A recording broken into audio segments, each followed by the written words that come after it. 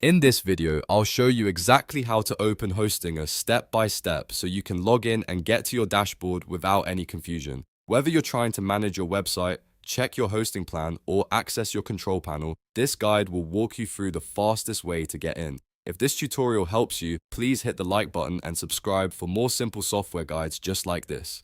Let's jump right in. First, open your browser. You can use Chrome, Edge, Firefox, or any browser you prefer. Once your browser is open, go to Hostinger's official website by typing www.hostinger.com into the address bar. Make sure you're on the correct site before entering any details. When the homepage loads, look for the login button, usually in the top right area of the page. Click login to begin the sign-in process. On the next screen, you'll be asked to enter your email address and password.